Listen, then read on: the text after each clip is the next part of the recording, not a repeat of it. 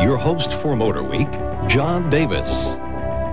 Well, hello and welcome again to MotorWeek. We're glad to have you with us. There's no question that Mercedes-Benz makes great cars, but occasionally their timing is less than great. When the all-new S-Class was introduced 3 years ago, it was at the height of the European environmental movement. The S-Class was immediately frowned upon as a case of automotive excess. But the Big Ben sedan sold well here in the U.S. So Mercedes was faced with the problem of needing to massage the S-Class to improve appearances at home while not wanting to turn off its American clientele. Well, that job is now complete. And here's what we think of the result.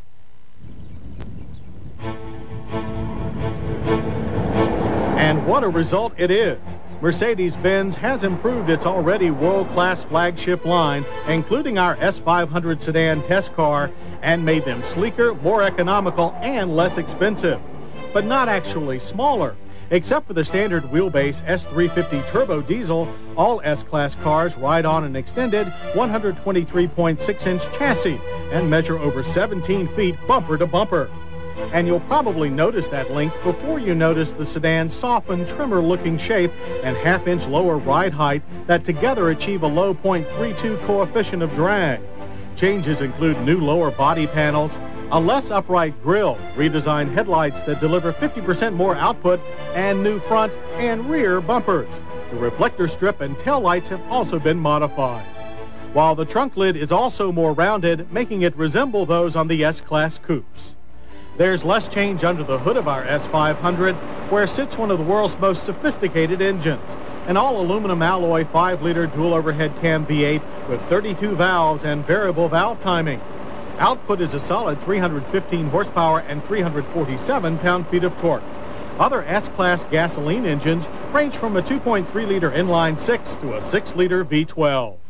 Most deliver their smooth power through a 4-speed automatic transmission that features second-gear starts except under full throttle. The 6-cylinder S320 uses an even more efficient 5-speed automatic. And all S-Class cars have some form of traction control. But it was gobs of torque that launched our S500 from 0 to 60 in a brisk 8 seconds on a very hot day at the track.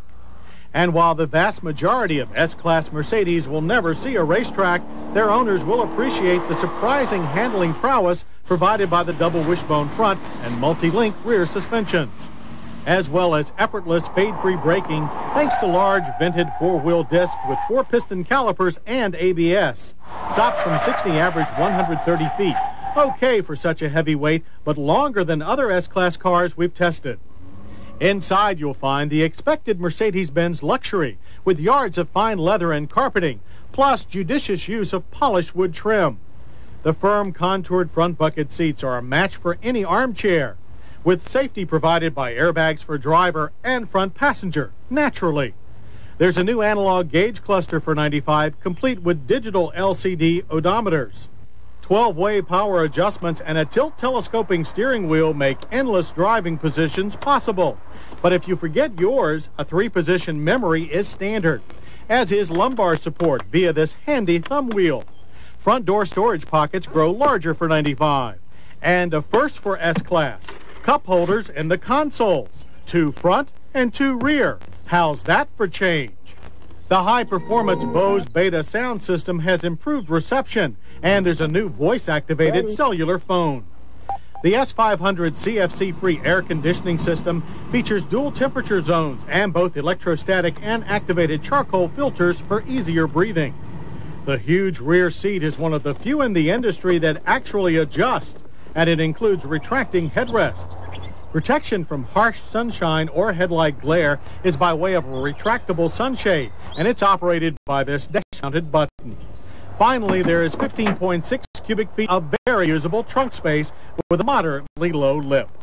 Our test car's trunk also contained the optional 6-CD changer that was skip-free. S500 fuel economy also benefits from the environmental theme. It's up to 15 city and 19 highway. We manage 17, which given the car's 3,760 pounds is still pretty notable. We note also the quiet, only 65 decibels at 60, thanks in part to double pane side glass. Mercedes-Benz safety is second to none, and all S-Class cars have dual airbags, seatbelt tensioners, anti-lock brakes, and traction control standard. Plus, all 95 Mercedes have 5-mile-per-hour bumpers and meet 1997 side impact standards. But such a world-class package carries a hefty price tag. In the S500's case, it's $87,500 to start. However, that is down $7,800 from last year. Still, is it worth it? Well, not too many of us can even consider that question, but we say yes. However, is this new slimmer S-Class still an automotive dinosaur? Well, that's harder to answer, and only time will tell. But as of today, there's still a demand for large cars to do everything well, and no cars fill that environment better than the Mercedes-Benz S-Class sedans. Coming up,